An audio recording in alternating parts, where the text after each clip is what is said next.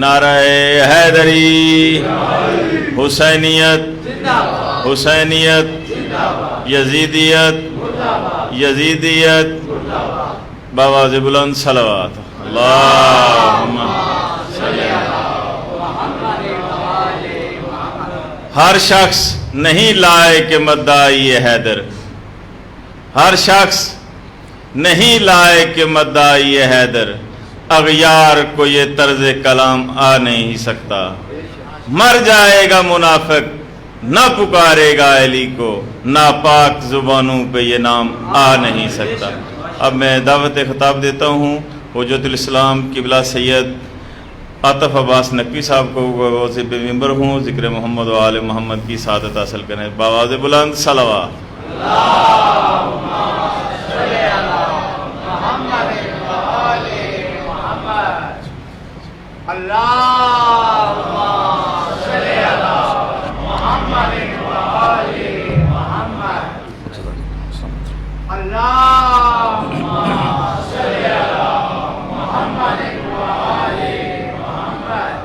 مرحومین کی بخشش کے لیے، بیماروں کی شفا یابی کے لیے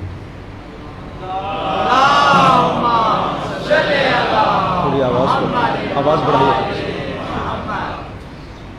اس پرسوازہ کی قبولیت کے لیے اور وارث سے پرسا امام صاحب الزمان کے ظہور کی تعظیم کے لیے بآواز بلند صلوات۔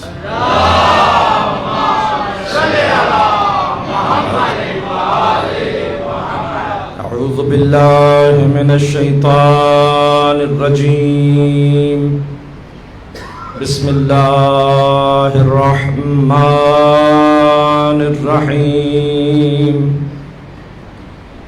نحمدک ونستعینک یا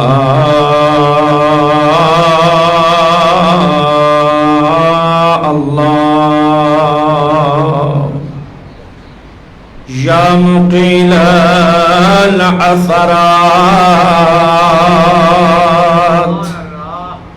یا کاشف الکربات، یا مجیب الدعوات،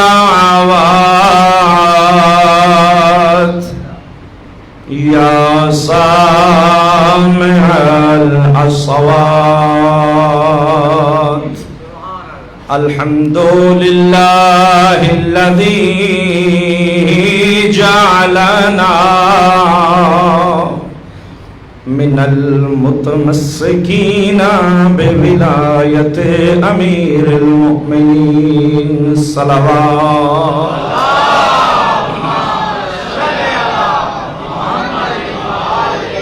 الصلاة والسلام على خير خلق الله،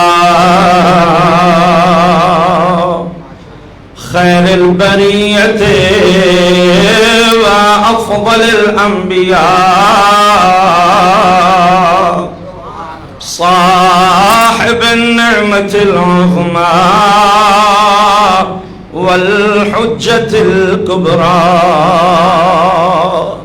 ربيع اليتامى والعروة الوثقى، شافعي يوم الجزاء، محمد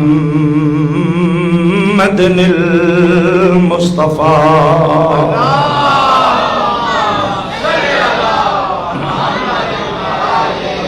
وعلى آله الأتقياء النجباء الشرفاء، لا سيما بقية الله صاحب الزمان، روحي وأرواحنا له الفداء،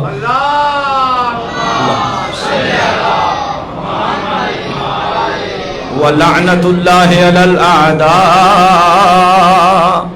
أعدائهم أعداء الله، من يوم ظلمهم إلى يوم لقاء الله، أما بعد، فقال الله الحكيم في القرآن الكريم، بسم اللہ الرحمن الرحیم انما ولیکم اللہ ورسولہ والذین آمنوا الذین یقیمون الصلاة ویؤتون الزکاة وهم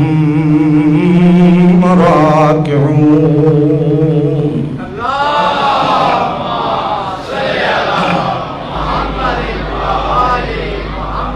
واجب الاحترام مومنین کرام، خالق کائنات کا لاکھ احسان ہے کہ اس نے ہمیں اپنی اس زندگی میں ایک مرتبہ پھر فرزند زہرا کا غم نصیب کیا ہے. یہ مجلس در حقیقت ہم لوگوں کی قائم کردہ کوئی رسم نہیں، بلکہ اس طرح سے ممبر لگا کے ممبر پہ غربت آل محمد کی کہانی سنانے والے ذاکر کو بٹھانا، خود خاک پہ بیٹھنا اور لوگوں کو مجلس اعزاء کے بعد لنگر پیش کرنا، یہ سنت حضرت امام محمد باقر علیہ السلام.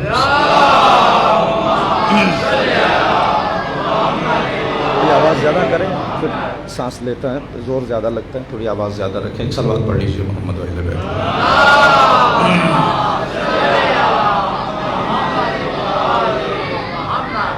میرے بزرگان گرامی، بڑی خوش بختی کی بات ہے، بڑی خوش نصیبی کی بات ہے کہ اس پرساداران کے قافلے میں جس کو اللہ نے حسین مظلوم کے لیے منتخب کیا ہے، اس میں ہم سب کا نام بھی موجود ہے. بڑی خوش نصیبی کی بات ہے. اور یہ ائمہ معصومین نے یہ جو قائم کیا ہے، یہ سلسلہ بطور رسم نہیں ہے، بلکہ یہ مشن ہے، تسلسل کربلا ہے کہ جو بطور امانت ہمیں وقت کے امام کی بارگاہ تک اس کو نسل در نسل پہنچانا ہے. لہٰذا یہ مجلس ایک درسگاہ ہے، یہ مجلس آئندہ نسل کے لیے وہ پلیٹ فارم ہے کہ جہاں سے بچوں کو کربلا کی ثقافت کو منتقل کیا جاتا ہے. یہ ثقافت نسل در نسل، تو لہذا مجلس کسی رسم کا نام نہیں، مجلس ایک تہذیب کا نام ہے، مجلس ہمارے تمدن کا نام ہے، مجلس وہ جگہ ہے جہاں پہ نسلوں کی تربیت کی جاتی ہے. آپ جی ہیں، آپ کے بچے جی ہیں. نسلوں کی تربیت قبلہ ہم تھے جب چھوٹے تھے، ہماری مائیں ہمیں گود میں اٹھا کے مجلس شبیر میں لاتی تھی. جب ہم بڑے ہوئے تو ہمارے والد ہمیں انگلی پکڑ کے اس مجلس میں لاتے تھے. آج ہم بھی اپنے بچوں کی انگلیاں پکڑ کے مجلس شبیر میں لا رہے ہیں. تو طریقہ یہ ہے، تہذیب یہ ہے، ہمارا عمل یہ بتلا رہا ہے کہ یہ نسل در نسل انتقال امانت کربلا ہے کہ جو ہمیں اپنے بچوں تک منتقل کرنی ہے. لہذا اس مجلس میں ہمیں کبھی بھی ایسا ذہن لے کے نہیں آنا چاہیے کہ جو ذہن کسی تماشائی کا ہوتا ہے. نہیں، یہ توہین مجلس شبیر ہے. ہمیں یہاں تماشائی بن کے کسی کو آنے بھی نہیں دینا چاہیے. ہم یہاں پہ تماشا کرنے نہیں آتے، ہم یہاں پہ آل محمد کے لٹے ہوئے گھر کا پرسہ دینے کے لیے آتے ہیں. اور یہ جو دین کربلا سے ہمیں حاصل ہوا ہے، اس کو آئندہ نسلوں تک امانت داری کے ساتھ منتقل کرنے کی کوشش کرتے ہیں. ایک صلوات پڑھیے سارے مل کے محمد وعلی بیت.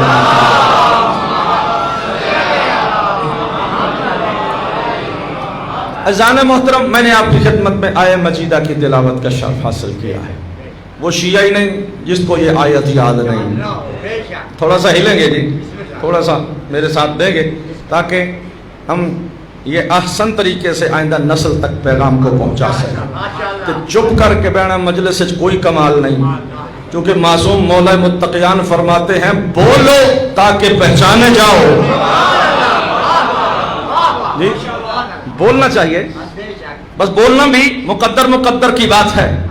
کئی بہت بولتے ہیں مگر بازاروں میں بازاری زبان بولتے ہیں. یہ مقدر کی بات ہے نا, کسی کی زبان کو بازاری زبان زیب دیتی ہے, کسی کو علی کے فضائل کی تائید زیب دیتی ہے.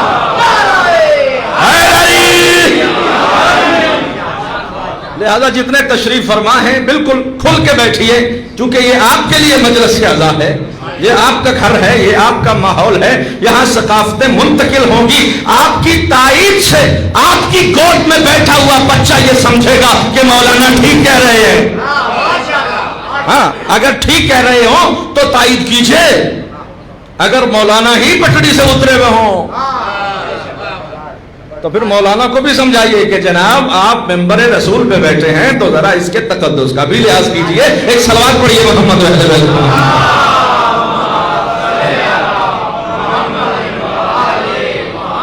میں آپ کے اور اپنے ثواب کے اضافہ کے لیے ایک مرتبہ پھر تلاوت کرنا چاہتا ہوں. ارشاد وحدانیت ہے, بسم اللہ الرحمن الرحیم, انما ولیکم اللہ ورسولہ والذین آمنوا الذین یقیمون الصلاۃ ویؤتون الزکاۃ وہم راکعون. ترجمہ بچوں کے لیے کر رہا ہوں کہ خدا فرما رہا ہے کہ میں تمہارا ولی ہوں. انما ولیکم اللہ, میں تمہارا ولی ہوں نہیں, بس میں ولی ہوں. جی توجہ ہاتھ سے, بزرگ ہیں, بزرگ تشریف فرمائیں. انما کا مطلب یہ ہے کہ بس میں ولی ہوں, فقط میں ولی ہوں. انما ولیکم اللہ, تمہارا ولی فقط اللہ ہے. پھر فرمایا ورسولہ, اور رسول ہے. والذین آمنوا الذین یقیمون الصلاۃ ویؤتون الزکاۃ وہم راکعون. اور پھر والذین, وہ ہستیاں تمہاری ولی ہیں. توجہات چاہتا ہوں بزرگان گرامی. کہا اللہ تمہارا ولی ہے, رسول تمہارا ولی ہے, اور وہ ہستیاں ولی ہیں.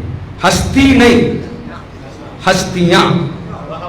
اگر ہستی ہوتا تو صیغہ مفرد کا ہوتا, والذی ہوتا, مفرد نہیں ہے, جمع ہے. والذین آمنوا الذین یقیمون الصلاۃ ویؤتون الزکاۃ وہم راکعون.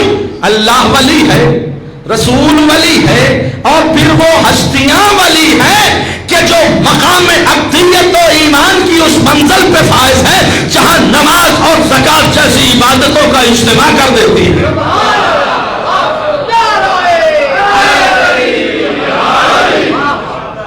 تو انما کا حصار ان تینوں ولایتوں کے لیے ہے کہ تمہارا ولی فقط اور فقط اگر کوئی ہے تو تین عہدے ہیں, اللہ ہے, رسول ہے, اور یہ جن کی صفات بتائی گئی ہیں یہ ہستیاں ہیں.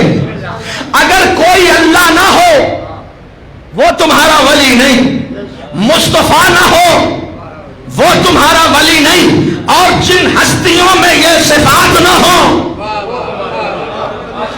بھائی کہنے کا مطلب خدا کہہ رہا ہے بندے بندے کو ولی نہ مانو.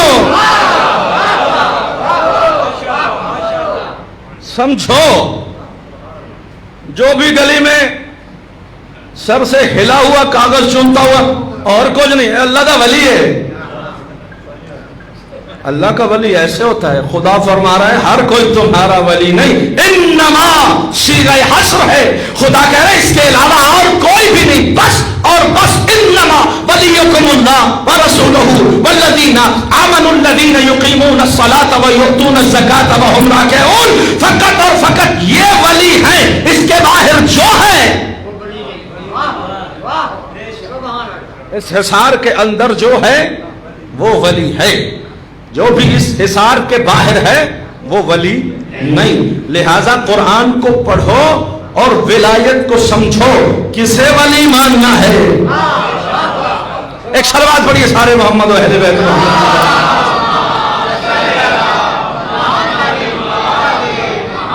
قبلہ ترجمہ اب آپ تک پہنچ گیا. میں امید کرتا ہوں کہ بچوں کے سمجھ میں بھی ترجمہ آ گیا ہوگا. جو میں آج آپ کی خدمت میں گزارشات کی ابتدا کرنا چاہتا ہوں اس کی تمہید تھوڑی سی ہے، اگر آپ میرا ساتھ دیں گے تو میں بچوں تک، آئندہ نسل تک بڑے احسن طریقے سے پہنچا پاؤں گا۔ وہ یہ ہے قبلہ کہ ایک بات بزرگوں کے لیے ہے کہ فطرت وہ چیز ہے کہ جس کے اوپر کوئی اور دلیل نہیں چاہیے۔ بسم اللہ، واہ واہ واہ واہ۔ جو پڑھے لکھے ہیں وہ بول پڑے کافی ہے، ہر بندے کی بات سمجھ میں آنی بھی نہیں ہے ماشاءاللہ۔ کہ فطرت پر کوئی دلیل نہیں چاہیے، بے شک۔ کیونکہ سب سے بڑی دلیل خود فطرت ہے۔ سب سے بڑی دلیل خود فطرت ہے۔ اور قبلہ فطرت کیا ہے کہ اللہ نے جو چیز انسان کے سافٹ ویئر میں رکھی ہے اسے فطرت کہتے ہیں۔ جو انسان کے اندر انسٹال کر کے بھیجی گئی ہے وہ چیز فطرت ہے۔ بطخ کا بچہ، علمائی مثال دیتے ہیں، بطخ کے بچے کو پڑھانے کی ضرورت نہیں، مشق کرانے کی ضرورت نہیں کہ سمندر میں کیسے تیرتے ہیں، اس کی فطرت میں یہ ہے کہ تیرنا ہے۔ بکری کے بچے کو بھاگنا دوڑنا سکھانے کی ضرورت نہیں، اس کی فطرت میں ہے کہ فوراً اٹھ کے بھاگنا ہے۔ لہذا جو چیز فطرت میں ہوتی ہے وہ اس انسان کے اندر رکھ کے بھیجی جاتی ہے۔ قبلہ تو پھر انسان بطور انسان جہاں کا ہو، جیسا ہو، جس رنگ سے ہو، جس نسل سے ہو، جس قبیلے سے ہو، جس تہذیب سے ہو، جس تمدن سے ہو، جو زبان بولتا ہو، جو لسان رکھتا ہو، ہر انسان میں وہ بات پائی جائے، اسے فطرت انسانیہ کہتے ہیں۔ یہ توجہ چاہتا ہوں، بچوں کو سمجھانا چاہوں گا کہ جو یہاں بچے بیٹھے ہیں، آپ کو پیاس لگتی ہے یا نہیں لگتی؟ بولو، پیاس لگتی ہے؟ لگتی ہے۔ یہاں کے بچوں کو پیاس لگتی ہے۔ جو انڈیا میں بچے ہیں، لوگ ہیں، ان کو تو پیاس نہیں لگتی نا؟ بیٹھے ہو نا، بیٹھے رہے ہو، بولنا بے شک نہیں، تھوڑا جب بیٹھے رہنا۔ بھائی کوئی ایران میں لوگ رہتے ہیں، ان کو پیاس نہیں لگتی؟ جو یورپ میں ہوتے ہیں ان کو نہیں لگتی؟ جو افریقہ میں ان کو، سب کو لگتی ہے۔ انسان جہاں بھی ہو، بھائی وہ عربی ہے، وہ ہماری زبان تو بولتے نہیں، ان کو پیاس کیوں لگتی ہے؟ بھائی وہ تو افریقہ کے رہنے والے ہیں، وہ تو ہمارے رنگ و نسل کے مطابقت نہیں رکھتے، ان کو پیاس کیوں لگتی ہے؟ بھائی یورپ والے تو اپنی زبانیں بولتے ہیں، ان کا اپنا تہذیب و تمدن ہے، ان کو پیاس کیوں لگتی ہے؟ تو اس کا مطلب یہ ہوا کہ وہ کام کہ جو ہر رنگ و نسل کی قید سے آزاد ہو، انسان بطور انسان اس کے اندر وہ خاصیت پائی جائے، اسے فطرت انسانیہ کہتے ہیں۔ بات میں سمجھا سکا جی؟ مقدمہ ہے، اس کے آگے مجھے بہت لمبا سفر کرنا ہے۔ بزرگان گرامی، تو انسان کی فطرت میں جس طرح بہت سی چیزیں ہیں نا، اسی طرح سے انسان کی فطرت میں یہ بات ہے کہ انسان مشکلات کی زندگی سے دور بھاگتا ہے۔ انسان آسانی کی زندگی بسر کرنا چاہتا ہے، انسان آسائش کی زندگی بسر کرنا چاہتا ہے۔ وہ چوا خالصہ کا انسان ہو تب بھی آسانی کی زندگی بسر کرنا چاہتا ہے، وہ کسی اور ملک کا رہنے والا ہو تب بھی آسانی کی زندگی بسر کرنا چاہتا ہے۔ انسان نے یہ جتنی بھی ترقی کی ہے نا آج تک، یہ سب اس بدن کو آسانی دینے کے لیے پیدا کی ہے۔ یہ تن آسانی کا ایک مرحلہ ہے کہ جو انسانیت نے بہت بڑی چھلانگ لگائی، جتنی بھی ترقیاں کی ہیں، یہ سب کی سب اس تن کو آسانی دینے کے لیے ہے، اس ظاہری بدن کی آسانی کے لیے۔ پہلے لوگ مٹی پہ بھی سو جاتے تھے، پھر لوگوں نے چار پائیاں بنا لی، پھر لوگوں نے پلنگ بنا لیے، اب میٹرس کے سوا نیند نہیں آتی ہے۔ پھر میٹرس کے اندر بھی کہیں ہیٹر لگا دیے گئے ہیں، کوئی پانی کے بنا دیے گئے ہیں، اس میں ہیٹر ہے تاکہ سردیوں میں گرم رہے، اس میں ٹھنڈک کا سامان ہے تاکہ سردیوں میں ٹھنڈا رہے۔ تو انسان اس بدن کی تن آسانی کے لیے شب و روز تگ و دو کر رہا ہے نا، شب و روز تگ و دو ہے انسان کی، تاکہ انسان تن آسانی کی منازل کو طے کرتا رہے۔ اچھا، انسان بہت ہی پرسکون رہنا چاہتا ہے، مشکلات سے دور بھاگتا ہے۔ اگر کسی دیہات میں اس کے آباء و اجداد رہتے تھے تو آج وہ شہروں کی طرف بھاگ رہا ہے. کیوں؟ ہمارے بچے جی وہاں نہیں رہ سکتے, ہمارے بچوں کو وہاں گرمی لگتی ہے, ہمارے بچے گیس کے عادی ہیں, ہمارے بچوں کو اے سی اور ہیٹر چاہیے, وہاں گاؤں میں سہولیات نہیں ہے, لہذا ہمیں مجبوری ہے کہ ہمیں منتقل ہونا پڑے گا. تو توجہ چاہتا ہوں بزرگ, جو بات میں پہنچانا چاہتا ہوں وہ یہ ہے کہ انسانی فطرت میں تن آسانی ہے, مشکلات سے دور بھاگتا ہے, اور انسان ہر اس نظام کو چاہتا ہے جو نظام انسان کی آسائش کا بندوبست کرتا ہے. بہرحال انسان ایسے نظام کا خواہش مند ہے کہ جو اس کو آسائش مہیا کرے اور دکھ اور مصیبتوں سے دور. دیہات کا نظام یہ نہیں دے سکتا, وہ شہر کے نظام میں جائے گا. یہاں کا نظام اور ہے, وہاں کا سسٹم اور ہے. دیہات میں ایک تہذیب ہے, وہاں تہذیب الگ ہے, یہ نظام الگ ہے, وہ نظام الگ ہے. شہر سے بھی جس کی اوقات بڑھ گئی اس کی کوشش یہ ہوتی ہے کہ میں بچوں کو لے کر یورپ منتقل ہو جاؤں. یہاں تو اسلام آباد میں بھی بہت زیادہ لوڈ شیڈنگ ہوتی ہے جی. یہاں تو اسلام آباد میں بھی پانی کی سطح بہت نیچے چلی جاتی ہے. یہاں جی پانی نہیں ملتا, بچے بڑی مشکل میں ہیں, کہاں جائیں؟ یورپ جا رہے ہیں. سب کچھ بیچ باچ کے ہم کہاں جا رہے ہیں؟ یورپ جا رہے ہیں. کیوں؟ کیونکہ وہاں نظام اچھا ہے. بولیے گا جی, سمجھ آئے تو. میں بہت دور کا سفر کرنے جا رہا ہوں, اگر آپ میرا ساتھ دے تو. وہاں کا نظام اچھا ہے, وہاں جا رہا ہوں. اب وہاں جو رہتے ہیں, یہاں سے بندہ ڈنکیاں لا لا کے بندے ہلکان ہو گئے, نسلیں مک گئی آدیاں جی, ڈنکیاں لا لا کے کہ پاکستان سے نکلے, چلو یونان ہی پہنچ جائیں. اچھا یونان پہنچ گئے, اب پھر خیر نہیں, یہاں سے پھر بندوبست کریں یورپ ہی نکل جائیں. اچھا یورپ کے جو دور دراز والے وہ ممالک ہیں وہاں پہنچ گئے, تو اب یہ خواہش ہے کہ اب یہاں سے نکلے یار, انگلینڈ میں جاتے ہیں, یو کے میں جاتے ہیں, یو کے کا پاسپورٹ مل گیا تو پھر کہا یا یہ بھی کوئی ملک ہے, ہمیں تو یو ایس اے میں جانا چاہیے, وہاں کیا بات ہے. توجہ چاہتا ہوں, انسان کہیں بھی رکنے والا نہیں ہے, یہ تسلسل جاری و ساری ہے کہ اس نظام میں جائیں, نہیں یہ نظام صحیح نہیں ہے, اس نظام میں داخل ہوں, وہ نظام زیادہ ترقی یافتہ, وہ نظام زیادہ ترقی یافتہ, اس نظام میں توجہ. تو جو بات سمجھانا چاہتا ہوں وہ یہ ہے کہ انسان کی فطرت میں یہ ہے کہ انسان کوئی نہ کوئی نظام چاہتا ہے جو اس کی زندگی کو آسان بنا دے. انسان کوئی نہ کوئی نظام چاہتا ہے کہ جس نظام میں اس کی ظاہری زندگی کو آسائش ملے, اس کی ظاہری زندگی آسان ہو جائے. لہذا اس آسانی کے لیے اسے نظام چاہیے, چونکہ یہ آسائش ملتی ہے نظام کے ذریعے. جہاں جنگل کا قانون ہو وہاں انسان آرام سے زندگی بسر نہیں کر سکتا. آسائش کی زندگی وہاں ہوتی ہے جہاں نظام ہو.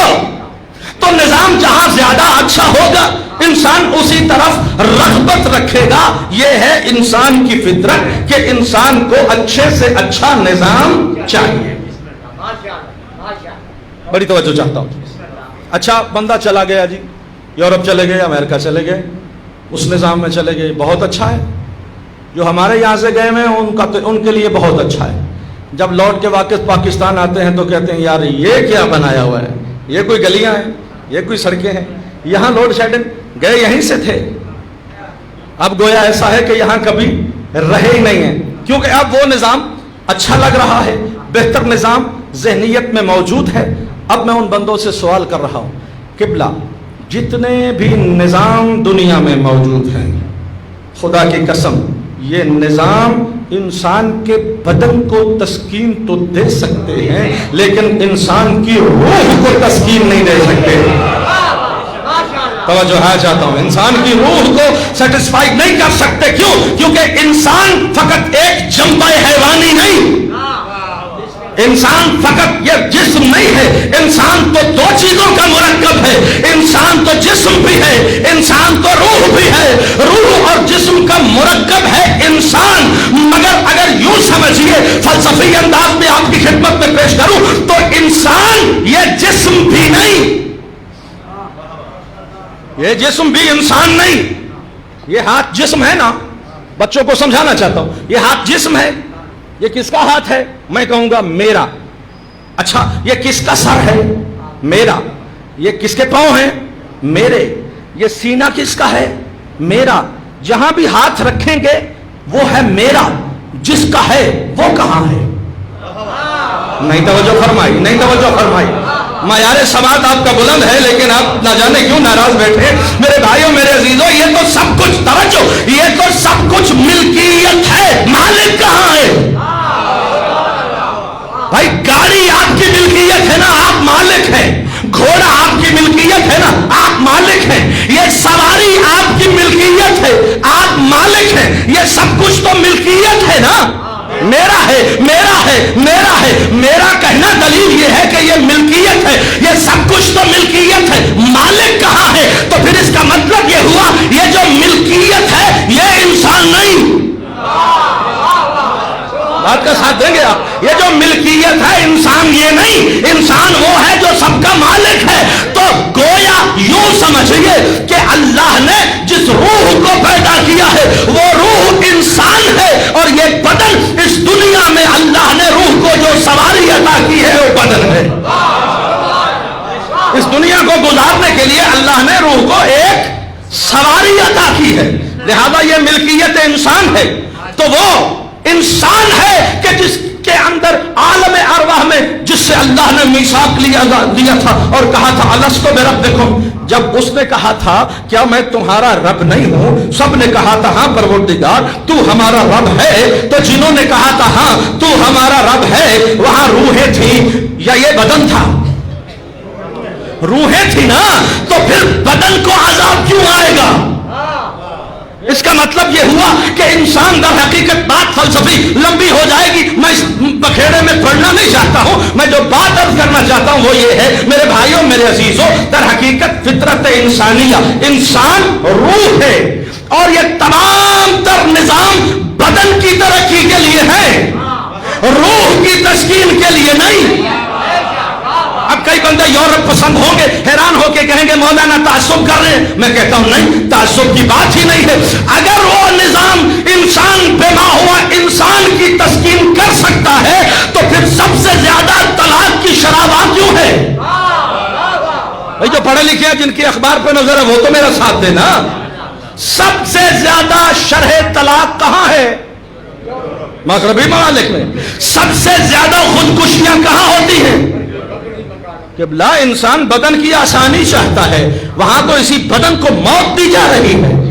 اپنے ہاتھوں بندہ اپنے ہی کو موت دے رہا ہے. اس نظام سے چھٹکارا حاصل کرنے کی کوشش کر رہا ہے، مگر نہیں. وہاں سب سے زیادہ اموات اور خودکشی کی شرح، وہاں سب سے زیادہ طلاق کی شرح، وہاں سب سے زیادہ ڈپریشن کی گولیاں بکتی ہیں. ہمارے یہاں تو بندوں بڑے کم بندے ہیں جنہوں نے پتا ہے ڈپریشن میں کوئی بیماری ہوتی ہے. ڈاکٹر نے کہا ڈپریشن ہے، واپس گھر والوں نے پوچھا کیا ہے، کہا وہ پریشن کہہ رہے تھے، کچھ پتا نہیں کیا اس طرح کا. غور فرمایا؟ تو ہمارے یہاں تو اکثر لوگوں کو ڈپریشن کا نام بھی نہیں آتا. وہاں سب سے زیادہ جو لوگ ڈپریشن کے مریض ہیں وہ یورپ اور مغربی ممالک میں ہیں. تو پھر جو ذہن کا مریض ہو جائے، جو اپنی جان کا خاتمہ کر دے، جو اپنے گھر کو برباد کر کے طلاق دے دے، یہ تسکین قلب ہے؟ یہ کیا تسکین انسانیت ہے؟ تو جتنی بھی یہ میرے بھائی جو آج بڑی تگ و دو سے اپنے بچوں کو سائنسی علوم پڑھانا چاہتے ہیں، میں ان کو بتا رہا ہوں آج کی مجلس میں پڑھانا علم ہے، کوئی بری بات نہیں. لیکن یہ یاد رکھیے گا سائنس کی جتنی بھی اڑان ہے نا، آج تک وہ سائنس جو ترقی کر پائی ہے اس میں بدن کو آسانی دی ہے، روح کی تسکین کا سبب فراہم نہیں کیا ہے.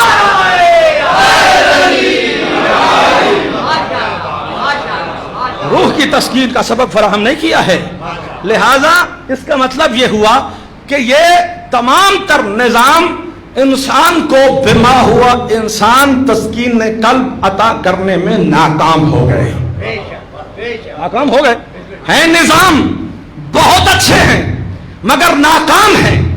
بدن کو تو آسانی عطا کرتے ہیں، روح کو تسکین، قلب کو تسکین، فیل ہو گئے.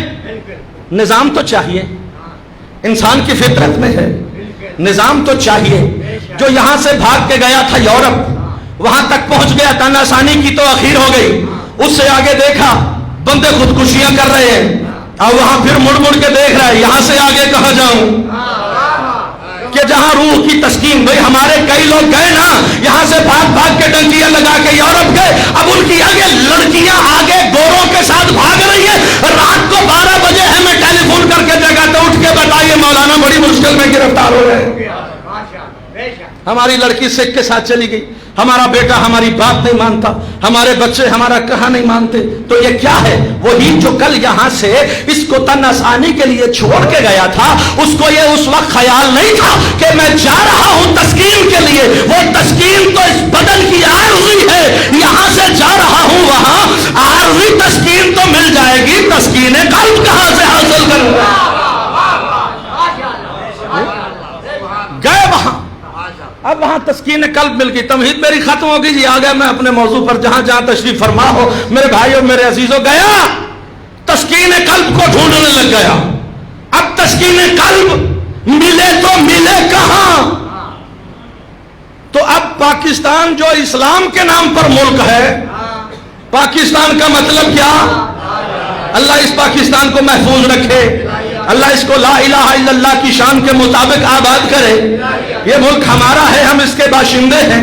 پاکستان ہے تو ہم ہیں، پاکستان نہیں تو یہ نہ مجلسیں ہو سکتی ہیں، نہ یہ اس طرح آزادیاں مل سکتی ہیں. اللہ نہ کرے یہ پاکستان کسی استعمار کے ہاتھ میں چلا جائے. خدا ہمارے حکمرانوں کو ہوش کے ناخن دے، اس ملک کے استحکام کے لیے کام کرے، اس عوام کی عزت و فلاح و بہبود کے لیے کام کرے. میرے بھائیوں گئے تھے یہاں سے تسکین حاصل کرنے، وہاں پہنچے تو پتا چلا تسکین تو چھوڑ کے آئے ہیں، تسکین تو چھوڑ کے آ گئے. اب جو یورپ میں رہتے ہیں اب ان کو زیادہ فکر ہے، پاکستان والوں کو اب دین زیادہ یاد نہیں. جو وہاں رہتے ہیں وہ ہم سے زیادہ دیندار ہونے کی کوشش کر رہے ہیں، اب وہ ہم سے زیادہ دین کو سمجھنے کی کوشش کر رہے ہیں. وہ کوشش کر رہے ہیں ہمارے بچوں کو دین زیادہ سے زیادہ سمجھ میں آئے. تو پھر اس کا مطلب یہ ہوا کہ تسکین قلب الا بذکر اللہ تطمئن القلوب، کہ دنیا کی چکو چوند میں تسکین قلب نہیں ہے. یہ روح دنیا کے لیے نہیں ہے، یہ روح دنیا سے نہیں ہے. روح نہیں، انسان. اچھا ایک جملہ کہنا چاہتا ہوں، ہدیہ بزرگوار جو تشریف فرما ہے. بندہ مرتا ہے، ادھر بندہ مرا، یہ موت کیا ہے؟ جو ابھی زندہ تھا، پہلے عاطف نقوی سامنے زندہ پڑا تھا، ابھی روح نکل گئی، وہیں پڑا ہے. تو پہلے بھی یہی تھا، اب بھی یہی ہے. پہلے فرما رہے تھے حجت الاسلام جناب مولانا عاطف صاحب، ابھی تھوڑی دیر کے بعد کہیں گے ڈیڈ باڈی کو اٹھا کے لے جائیں گے. وہ حجت الاسلام کہاں گئے؟ توجہ. اس کا مطلب یہ ہوا کہ یہ بدن حجت الاسلام نہیں تھا، وہ انسان حجت اسلام تھا کہ جس نے آل محمد کی دہلیز کے ٹکڑے کھائے. شرف تو دیکھو آل محمد کے گھر کی دہلیز کا، جو ان کی دہلیز کا نمک چاٹ لے وہ بھی حجت الاسلام ہو جاتا ہے. یہ تو آل محمد کے گھرانے کی عصمت ہے، ہماری اوقات ہی کیا ہے، ہماری حیثیت ہی کیا ہے. تو بہرحال جو بات سمجھانا ہے وہ یہ ہے کہ اب کیا ہوا، یہ ڈیڈ باڈی ہو گئے، کہاں ان کے اندر سے روح نکل گئی. تو اب کریں گے کیا؟ قبلہ دو کام کرتے ہیں تمام انسان. ایک کام اس باڈی کو نہلا دھلا کے صاف کپڑے پہنا کے گڑھا کھودتے ہیں اور بڑے احترام سے اندر ڈال دیتے ہیں. اور دوسرا کام جیسے ہی موت کی خبر سنتے ہیں کہتے ہیں اِنَّ لِلَّهِ وَإِنَّا إِلَيْهِ رَاجِعُونَ. یہی پڑھتے ہیں نا، پڑھ لیتے ہیں لیکن سمجھے تو تب. اِنَّ لِلَّهِ کا مطلب کیا ہے؟ کہ میں اِنَّا لِلَّهِ وَإِنَّا إِلَيْهِ رَاجِعُونَ، ہم اللہ کی طرف سے آئے تھے، اللہ کی طرف لوٹ کے جا رہے ہیں. کام دو کیے، ایک بدن کو مٹی میں دبا دیا، دوسرا کہا اِنَّ لِلَّهِ وَإِنَّا إِلَيْهِ رَاجِعُونَ. کیوں دو کام کیے؟ اس لیے کہ انسان ایک نہیں ہے، انسان کے دو چمبے ہیں. ایک بدن تھا جو مٹی سے خلق ہوا، اسی مٹی میں دبا دیا. انسان اللہ کی طرف سے آیا، کہا اِنَّ لِلَّهِ وَإِنَّا إِلَيْهِ رَاجِعُونَ.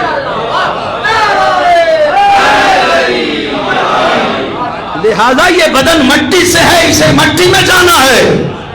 انسان اللہ کی طرف سے ہے، اسے اللہ کی طرف لوٹ کے جانا ہے. انسان مٹی میں نہیں جاتا، بدن مٹی میں جاتا ہے. توجہ چاہتا ہوں میرے بھائیوں میرے عزیزوں. تو اب انسان پلٹا تاکہ میں تسکین حاصل کروں، تو تسکین ملے گی اسلام میں. اچھا کیوں؟ کیونکہ یہ اللہ نے انسان کو خلق کیا ہے، اللہ نے انسان کو خلق کیا ہے. دنیا کے بنائے ہوئے قانون اس کی تسکین کا سبب پیدا نہیں کر سکتے، لہذا اس کی تسکین وہی پیدا کر سکتا ہے جس نے انسان کو خلق کیا ہے. چونکہ سائنس تو اپنی تمام تر ترقیوں کے باوجود آج تک یہ سمجھ ہی نہیں سکی. بڑا 30 مارخان ہو گئے نا سائنسدان، مریخ تک چلے گئے، اس سے آگے کیا ہے؟ مفروضے. چاند تک چلے گئے، اس سے آگے کیا ہے؟ ستاروں سے آگے جہاں اور بھی ہیں. توجہ چاہتا ہوں. تو سائنس کی ساری ترقی تو ہے یہاں تک، مگر انسان اِنَّ لِلَّهِ وَإِنَّا إِلَيْهِ رَاجِعُونَ. کوئی پوچھے تو کسی سائنسدان سے کہ روح کیا ہے، پھر مجھے سائنس والے بتائیں کہ اگر کوئی سائنسدان جواب دے سکے تو آئیے بتائیے کہ روح کیا ہے. بھائی یہ دونوں چیزیں سائنسدان جو مرتا ہے اس کے اندر بھی ہیں، روح اس کی بھی نکلتی ہے، لیکن آج تک سائنسدان یہ بتا نہیں سکے کہ یہ بدن کا تو پورا پوسٹ مارٹم ہو گیا، لیکن یہ بدن سے جدا ہوا آج تک اس کی خبر کسی سائنسدان کو نہیں ہے. اس کی خبر کسی سائنسدان کو نہیں ہے.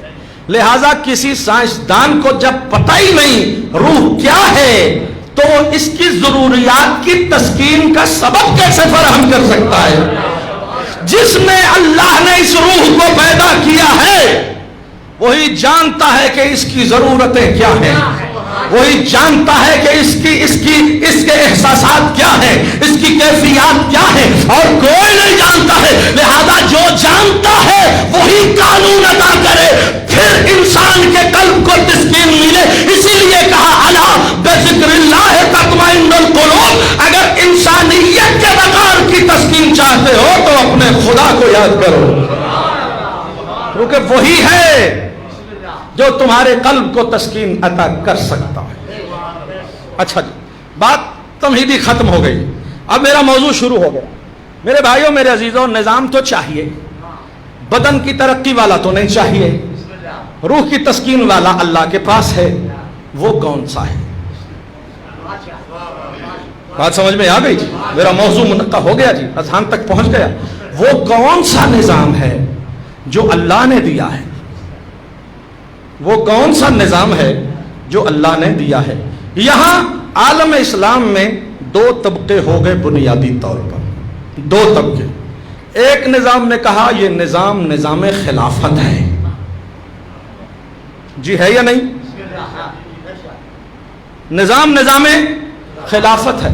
لہذا رسول کے بعد پہلے خلیفہ ہیں ہمارے حضرت ابو بکر صدیق، دوسرے حضرت عمر ابن خطاب، تیسرے حضرت عثمان ابن عفان، اور چوتھے حضرت علی مرتضیٰ شیر خدا.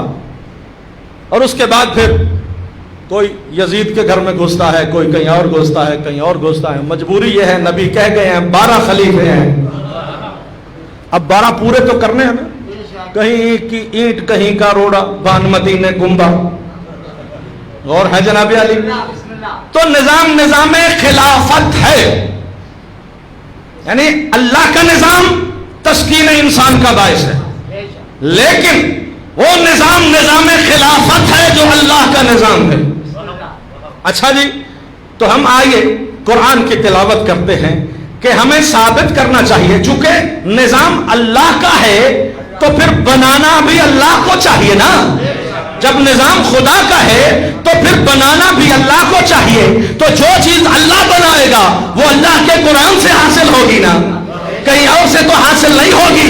بھائی کام اللہ کا ہو، لینے شکیفے میں جائیں،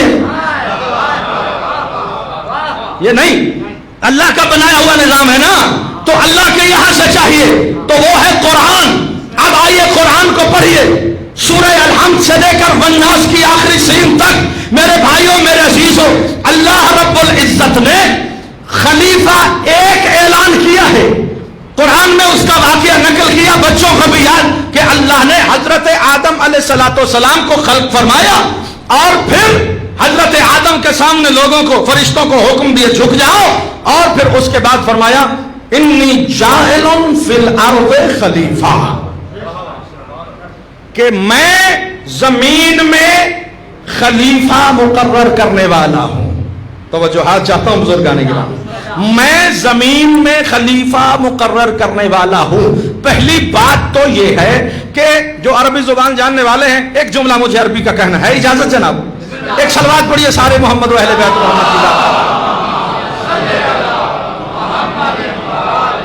عربی میں اردو میں جتنے بھی گرامر پڑھے ہوئے آباد ان کو معلوم ہے کہ جملے کی دو قسمیں ہیں۔ بڑی سادی سی بات ہے، گمبھیر بات نہیں ہے، حیران نہیں ہونا، بڑی سادی سی بات ہے، 2 لمحوں میں بچوں کو مجھے سمجھانا ہے کہ جملہ چاہے اردو کا ہو، فارسی کا ہو یا چاہے کسی اور گرامر کا ہو، جملے کی 2 قسمیں ہیں، یا جملہ اسمیہ ہوتا ہے یا جملہ فعلیہ ہوتا ہے۔ اسمیہ جو اسم سے شروع ہوتا ہے عربی زبان میں، اور فعلیہ جو فعل سے شروع ہوتا ہے۔ اب یہ 2 قسمیں کیوں ہیں؟ جملہ اسمیہ یہاں خدا نے جو استعمال کیا انی جاعل فی الارض خلیفہ، خدا نے جملہ فعلیہ استعمال نہیں کیا۔ توجہ، خدا خالق ہے ہر زبان کا، خدا اس عربی زبان کا بھی خالق ہے۔ خدا نے عربی زبان کو یہ عزت دی ہے کہ قرآن کو عربی زبان میں نازل کیا، اور پھر کتنی آیتیں نازل کی قرآن میں، فرمایا کہ ہم نے قرآن کو عربی زبان میں نازل کیا۔ مصطفیٰ کی زبان عربی، آل محمد کی زبان عربی، عربی زبان کو اللہ نے بڑی اہمیت دی ہے، خالق پروردگار ہے، چاہتا تو جملہ فعلیہ بھی استعمال کر سکتا تھا، لیکن اللہ نے خلافت کا جب اعلان کیا تو جملہ اسمیہ بیان کیا۔ اب پوچھئے کہ جملہ اسمیہ کا مطلب کیا ہے؟ ہم نے جو گرامر کو پڑھا تو علماء نے ارشاد فرمایا جملہ اسمیہ عربی زبان میں وہاں استعمال ہوتا ہے جہاں کسی موضوع کی ہمیشگی کو بیان کرنا ہو، استمرار کو بیان کرنا ہو، تو خداوند عالم نے خلافت کی تعیین کے لیے جملہ اسمیہ بیان کر کے اس موضوع کی ہمیشگی کی سند لگا دی ہے کہ اگر آج خلیفہ بنے گا تب بھی ہم بنائیں گے، کہیں اور بنانا پڑا تو بھی ہم بنائیں گے۔ انی جاعل فی الارض خلیفہ، خلیفہ بنانے والا میں ہوں، اگر آج بناؤں تو بھی میں ہوں، کبھی اور بنانا پڑے تو بھی میں ہوں، کیونکہ خلیفہ بنانے والا ہی میں ہوں۔ جو جملہ عرض کرنا چاہتا ہوں قبلہ یہ ہے کہ پورے قرآن میں خلافت الہیہ کا اعلان فقط آدم کے لیے ہے، اس کے بعد کوئی اعلان خلافت، اللہ نے نبی بھیجے، رسول بھیجے، اولے العزم بھیجے، نبیوں کا تعارف بھی کروایا، امام حضرت ابراہیم کو قرار دیا، اولے العزموں کے نام بھی بتائے، ابراہیم امام بنائے ان کے نام بھی بتائے، آدم کو خلیفہ بنایا ان کا ذکر بھی کیا۔ توجہ آخری بندے تک چاہتا ہوں جی، خداوند عالم نے یہ ساری چیزیں جو نازل کی ہے ان سب کو قرآن میں نازل بھی کیا۔ اللہ نے نبیوں کے نام بتائے، سب کے نام بتائے، مگر یہ نہیں کہا یہ نبی ہے میں بھی نبی ہوں۔ رسولوں کا تعارف کروایا، فرمایا یہ رسول، مگر نہیں فرمایا کہ میں بھی رسول۔ آدم کی خلافت کا اعلان کیا، مگر یہ نہیں فرمایا کہ میں بھی خلیفہ۔ تو پھر نظام کسے بنا رہے ہو؟ نظام تو وہ ہے نا جس کا اعلان پروردگار قرآن میں کرے۔ کسی خلافت کا اعلان اللہ نے اپنے ساتھ منسوب کر کے قرآن میں نہیں کیا۔ اللہ نے جس نظام کا قرآن میں اعلان کیا ہے وہ یہ ہے انما ولیکم اللہ۔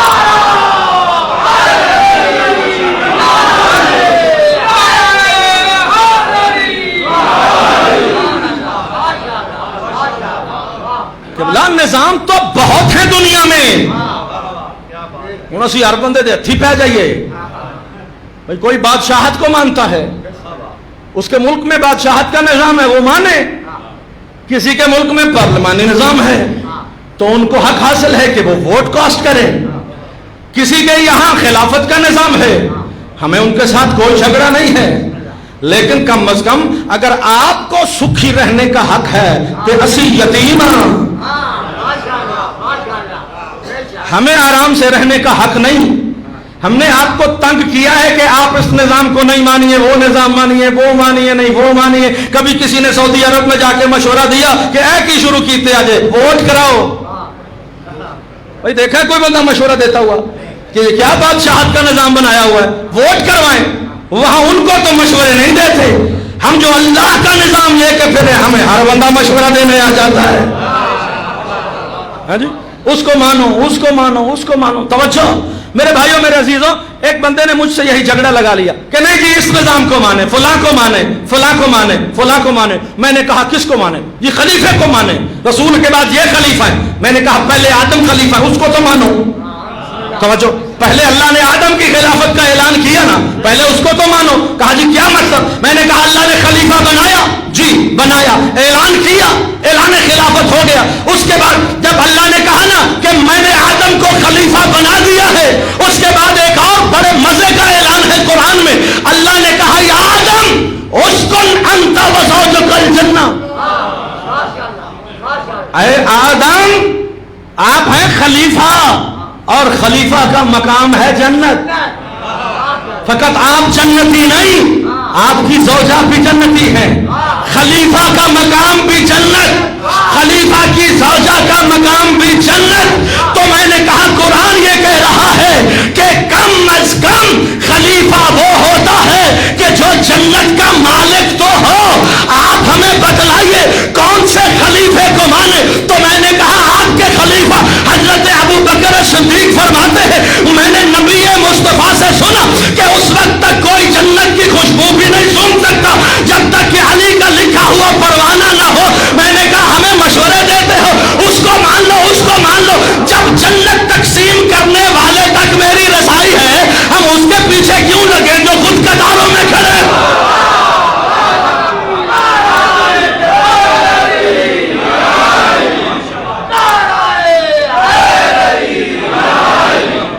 خلیفہ ہی مننا ہے تو انہوں تے منی ہے جی دیکھ لو ڈائریکٹ کچھ لے ہی لئیے تے جڑا آپ دوجہ آگے سوالی ہے. توجہ ہاتھ چاہتا ہوں بزرگانے کرام. تو اللہ نے بات ختم ہو گئی جی. انشاءاللہ پھر کل موقع ملا تو یہاں سے آگے ابتدا کی جائے گی اور آپ کی خدمت میں معروضات کہ اللہ نے انسان کی بطور انسان ترقی اور تسکین کے لیے جو نظام دیا ہے وہ کوئی اور نظام نہیں ہے، وہ نظام ولایت ہے. توجہات فرما لی میرے بھائیوں میرے عزیزوں نے. وہ نظام ولایت ہے. اور یہاں ایک جملہ ساتھ میں ضرور کہنا چاہیے آج کی اس مجلس میں کہ یہاں سے پتہ چل گیا کہ ولایت کوئی نعرہ نہیں، ولایت ایک نظام ہے. کم از کم آج کی مجلس کا یہ نتیجہ میرے بھائیوں بچوں تک پہنچ جائے کہ اس کا مطلب قرآن کے اس پوری تفصیل سے میں عرض کروں کہ ولایت کوئی نعرہ نہیں، ولایت ایک نظام ہے. اور اس نظام کے 3 شعبے ہیں جن کو اللہ نے بیان کیا ہے. بھائی ولایت فقط علی علیہ السلام کا نام لینا تو ختم قرآن کا ثواب ہے. علی علیہ السلام کا نام پکارنا تو ہم شیعہ ہیں ہی علی کی وجہ سے. علی کا نام نہ ہو تو پھر ساڈی تے بھراواں دی مسیت ہے کی ہونی چاہیے ہے، پھر ایڈا رولا پاؤن کی کیڑی لوڑ ہے. بھائی ہم یہ اس لیے یہاں بیٹھے ہیں چونکہ ہمارے امام علی ہیں، ہمارے امام علی ہیں. بھائی شیعہ اور سنی آپس میں بھائی ہیں، کوئی تفرقہ نہیں، اللہ ایک ہے. بھائی میں یوں کہا کرتا ہوں کہ شیعہ اور سنی 2 جڑواں بھائی ہیں. 2 جڑواں بھائی جڑواں پیدا ہوتے ہیں نا، دیکھے میں جڑواں کے نہیں دیکھے، ٹوینز دیکھے میں، بال ایک جیسے، شکل ایک جیسی، آنکھوں کا رنگ ایک جیسا، قد ایک جیسا، پھر مائیں لباس بھی ایک جیسا. بندے بھول جاندے نے اے سی یا او سی، شرارت ایک کرتا ہے پٹ دوجے نو پہ جاتی ہے. یہ ایسا ہی ہے نا. تو یہ کیا ہے؟ جڑواں بھائی ہیں. توجہ، جڑواں بھائی ہیں لیکن ایک تو نہیں. کوئی بیٹھا ہے بھائی جڑواں ہیں، ایک ہیں یا 2، جتنا بھی ان کے درمیان مشابہت ہو لیکن پھر بھی کہیں نہ کہیں کوئی چیز تو ہے جو ان کو آپس میں ممتاز کرتی ہے. یہ ایک نہیں ہے بلکہ 2 ہیں. بھائی شیعہ اور سنی جڑواں بھائی ہے. ہمارا خدا ایک ہے، ہمارا قرآن ایک ہے، ہمارا کعبہ ایک ہے، ہمارا نبی ایک ہے، ہمارا دین ایک ہے. توجہ چاہتا ہوں، لیکن ہم جڑوا ہیں تو دو، ایک تو نہیں ہے نا، لہذا لڑائی کوئی نہیں، جھگڑا کوئی نہیں ہے، ہم بھائی مگر دو ہیں۔ جو ساری چیزیں ملتی ہیں نا وہ بہت ساری ہیں، مگر جن کی وجہ سے ہم دو ہیں وہ یہ ہے کہ وہ نبی کے بعد حضرت ابو بکر کو خلیفہ مانتے ہیں، ہم نبی کے بعد علی ابن ابی طالب کو رسول کا برحق جانتے ہیں۔ بس فرق اتنا ہے، اس میں لڑائی کی کیا بات ہے؟ ان کو حق حاصل ہے، وہ جس کو چاہے نبی کے بعد مانے، ہمیں بھی حق حاصل ہے، ہم جس کو چاہے نبی کے بعد مانے۔ تو بہرحال اس میں کوئی لڑائی جھگڑے کی بات نہیں ہے، لیکن اتنی بات ضروری ہے میرے بھائیوں میرے عزیزوں، ہم شیعہ ہیں چونکہ ہمارا اٹھنا بھی علی ہے، ہمارا بیٹھنا بھی علی ہے، ہماری زندگی علی علی ہے، ہمارے بچوں کو ہم جو گھٹی پلاتے ہیں وہ علی علی ہے، ہم علی اور اولاد علی کے گھرانے سے نسبت کو اپنی زندگی کا سرمایہ سمجھتے ہیں۔ نسبت در اہل بیت ہماری زندگی کا سرمایہ ہے، ہماری زندگی کا فخر ہے، ہماری زندگی کی معراج ہے، ہماری زندگی کا سب کچھ ہے۔ علی علی کرنا ہی تو ہمارا سب کچھ ہے، علی علی کرنا ہمارا سب کچھ ہے، علی علی کرنا ہمارے لیے ضروری ہے، علی علی کرنا ہماری پہچان ہے، لیکن سمجھ یہ لیجیے علی علی کرنا ہی ولایت نہیں۔ آپ نے علی علی کر لیا، ولایت کا حق ادا کر دیا، یہ غلط خیال ہے۔ علی علی کرنا ولایت کا حق ادا نہیں کرتا، کیونکہ خدا کو جا کے پڑھیے خدا قرآن میں کیا کہہ رہا ہے۔ خدا نے ولایت کا جب اعلان کیا تو یہ نہیں فرمایا کہ علی علی کرتے رہے۔ خدا نے قرآن میں کہا انما ولیکم اللہ ورسولہ والذین آمنوا الذین یقیمون الصلاۃ ویؤتون الزکاۃ وہم راکعون۔ نظام کوئی اور نہیں، نظام فقط ولایت ہے، لیکن ولایت کے نظام کو سمجھو۔ نظام ولایت کے 3 شعبے ہیں، پہلا توحید، انما ولیکم اللہ، پہلا شعبہ، دوسرا رسالت، تیسرا امامت۔ یہ 3 شعبے ہیں جو مل کر نظام ولایت کو تشکیل دیتے ہیں۔ لہذا حق نظام ولایت تب ادا ہوگا کہ جب ہم اس پورے نظام کو سمجھیں اور اس پورے نظام کو فالو کریں۔ یہی نظام تھا کہ جس کو بچاتے بچاتے حسین کا گھر اجڑ گیا۔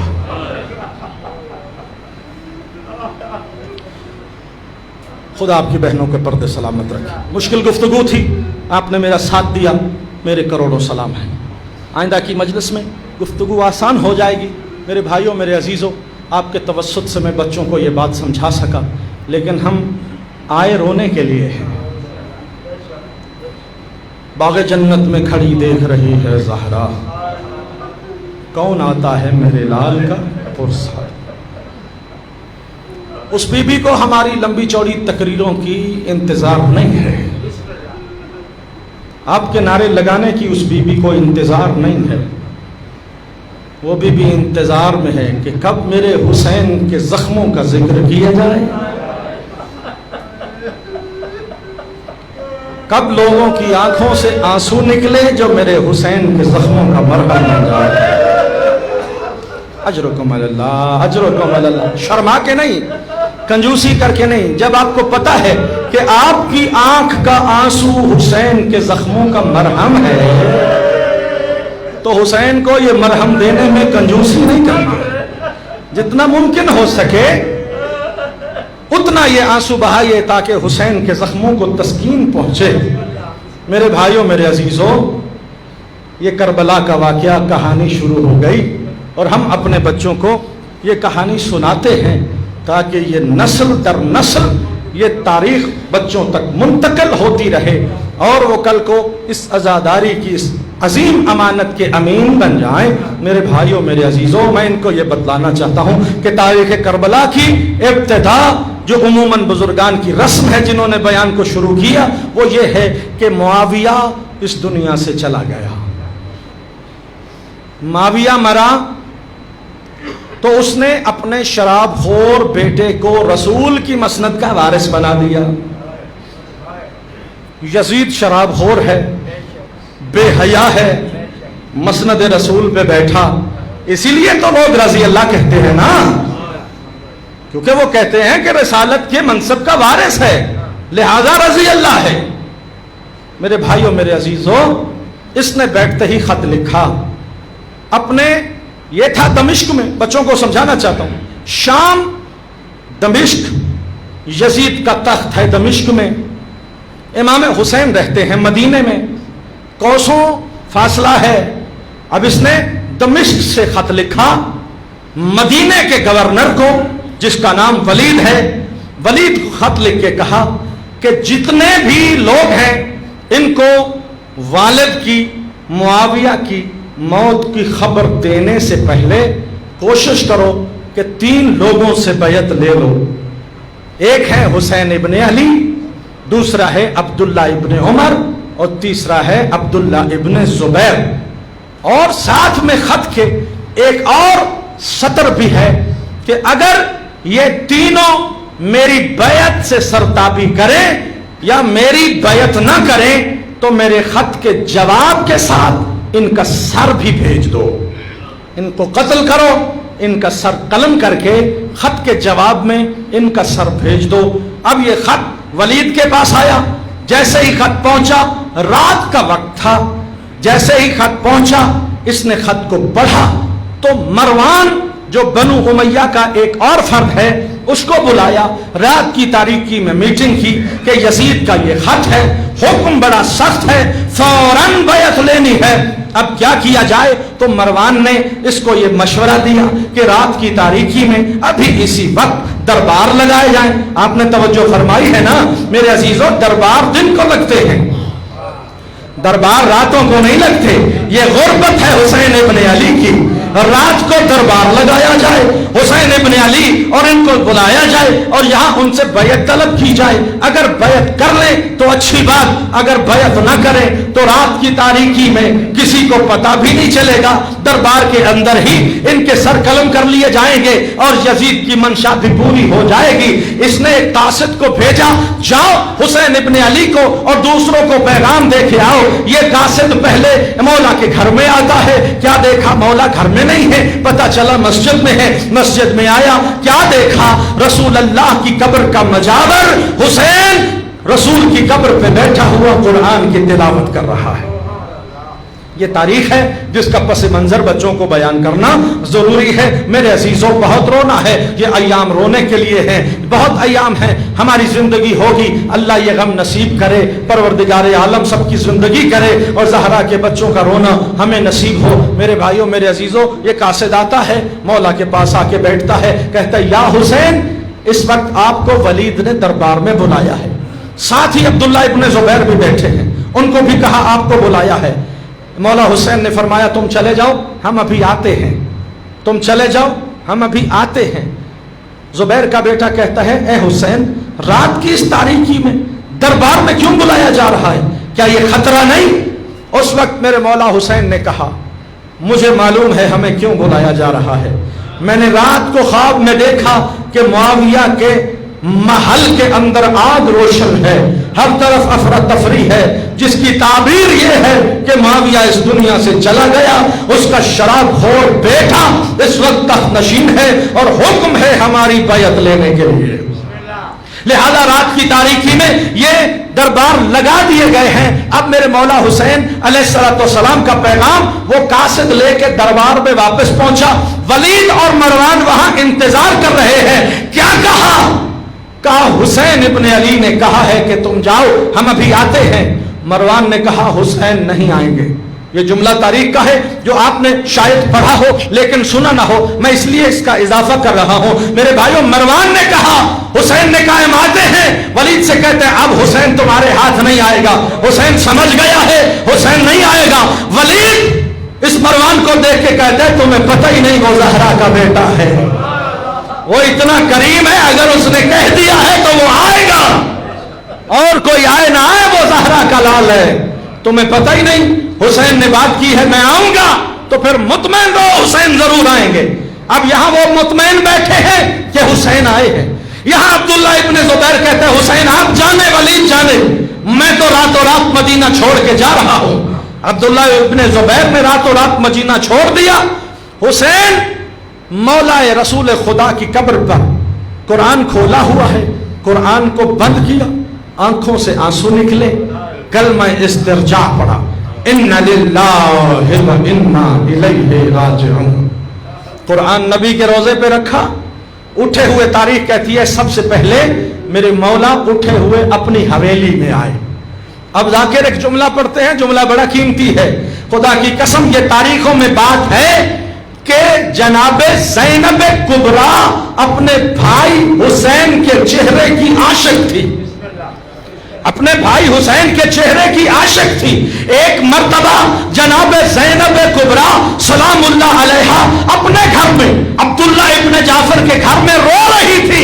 हजरत अब्दुल्ला घर में आए, पूछा है अली की बेटी मेरे घर में रहते हुए ये रोना कैसा है? रो के कहा अब्दुल्ला 3 दिन हो गए मैंने हुसैन के चेहरे की ज़ियारत नहीं, 3 दिन हो गए मैंने भाई के चेहरे की ज़ियारत नहीं की। जिसके भाई की जान को इतना खतरा हो वो आराम से बिस्तर पे सो जाएगी। नहीं, खुदा की कसम मेरा भी ईमान और दिल ये मानता है कि हुसैन नाना की कब्र से रोते हुए उठे, हुसैन का कदम अपनी हवेली में आया, तड़प के भाई के चेहरे की आशिक बहन ने भाई का चेहरा देखा। अब ये तफसीलात का जुमला है ना कि आशिक भाई के चेहरों की जो बहनें होती है उनसे रोते हुए भाइयों के चेहरे छुपते नहीं है, आंखों से आंसू निकले हुए नजर आ जाते हैं। रो के भाई के दामन से लिपट गई, मैं क्या देख रही हो? हुसैन इब्न अली तेरी आंखों में आंसू हैं, आखिर माजरा क्या है? अजीब जुमला कहा हुसैन इब्न अली ने, बहन मुझे वलीद ने दरबार में याद किया है। दरबार में याद किया? इस वक्त रात के इस पहर में कौन से दरबार होते हैं? कहा बीबी मुझे इस वक्त दरबार में याद किया है। कहा अकेले जाएंगे? कहा नहीं, मेरे 18 जवानाने बनी हाशिम मेरे साथ हैं। एक मर्तबा मेरे मौला ने अब्बास को आवाज दी, अब्बास। अब्बास ने कब्जे तलवार पे हाथ रखा, तड़प के मौला की बारगाह में, जी मौला अकबर को बुलाओ, मुस्लिम को बुलाओ, सज्जाद को बुलाओ, जी मौला। एक मर्तबा अब्बास का लहजा कर का तमाम जवानाने बनी हाशिम का बस तलवारें लेकर हूँ अब्बास के सामने हाजिर, जी मौला। कहा आओ मेरे साथ दरबार जाना है। दुनिया को बतलाया जा रहा है हम इस मदीने के मालिक हैं, दुनिया को समझाया जा रहा है इस मदीने के मालिक हम हैं। आए हुसैन इब्न अली साथ में जवानाने बनी हाशिम की फौज दरवाजे दरबार पे आए। हुसैन ने मुड़ के देखा, अब्बास अपने जवानों को लेकर यहां रुक जाओ।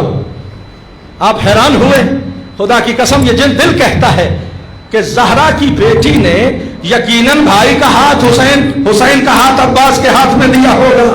तो जिसका हाथ हुसैन का हाथ अब्बास के हाथ में था, जब दरबार में अकेले जा रहे थे तो अब्बास ने मुड़ के पूछा तो होगा कि मौला आपकी बहन ने मेरे हाथ में आपका हाथ दिया था, अब दरबार में कोई नुकसान हो गया, हम ज़हरा की बेटियों को क्या मुंह दिखाए? नहीं अब्बास आपको यहां रुकना है, अगर मेरे साथ दरबार में कोई बदतमीजी होगी मेरा लहजा बुलंद होगा। ये दहलीज ये दरवाजा कोई खैबर के दरवाजे से भारी नहीं। अब मौला की तरफ से इजाजत मिल गई, अब अब्बास मुतमैन है, जी मौला आप जाइए। अब्बास को अपनी कुव्वत पे नाज है, अली का बेटा है, उम्मुल बनीन का दूध पिया हुआ, यकीन है मौला आप तशरीफ ले जाइए। मौला अंदर आए, दरबार में 2 शख्स बैठे हैं, तीसरी कुर्सी खाली है। मौला हुसैन जैसी गए कुर्सी पेश हुई, बात खत्म हो गई। मेरे अजीजों मौला हुसैन अलैहिस्सलाम के सामने खत पेश हुआ। हुसैन अलैहिस्सलाम ने खत पढ़ा कि मुआविया इस दुनिया से चला गया है। मौला ने फरमाया इन्ना लिल्लाहि व इन्ना इलैहि राजिऊन, कि जो भी इस दुनिया में आया है उसको लौट के जाना है। खत की दूसरी तरफ देखिए, कहा लिखा हुआ है हुसैन इब्न अली अब्दुल्ला इब्न जुबैर अब्दुल्ला इब्न उमर से मेरी बैयत को तलब करो, अगर तलब नहीं करते तो सर को कलम कर दो। उस वक्त मेरे मौला ने इरशाद फरमाया कि ऐ वलीद बैयत ही लेना है ना, बैयत लेना है तो रात की तारीकी में बैयतें नहीं होती। कल जब दिन चढ़ेगा दूसरों को भी बुलाना, हमें भी बुलाना, फिर पता चलेगा कौन बैयत का ज्यादा मुस्तहिक है, फिर पता चलेगा कि कौन बैयत का ज्यादा मुस्तहिक है। हुसैन इब्न अली ने यह जवाब दिया। मेरे मौला कुर्सी से उठे, जैसे ही मुड़े ना सामने मरवान था, वलीद को देख के कहते हैं अब हुसैन चले गए तो हाथ नहीं आएंगे, अब जो करना है यही कर लो, अगर हुसैन बैयत नहीं करते तो हुसैन का सर कलम कर दो। जैसे इस मलऊन की ये आवाज सुनी मेरे मौला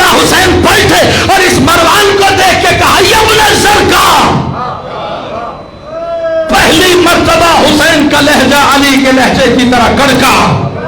अली के लहजे में अली के बेटे ने बोल के कहा, यब्न सरकार हम तख्तुलूनी, हम होगा तू मुझे कत्ल करेगा या वो करेगा? तेरी औकात है हुसैन इब्ने अली के सामने आए?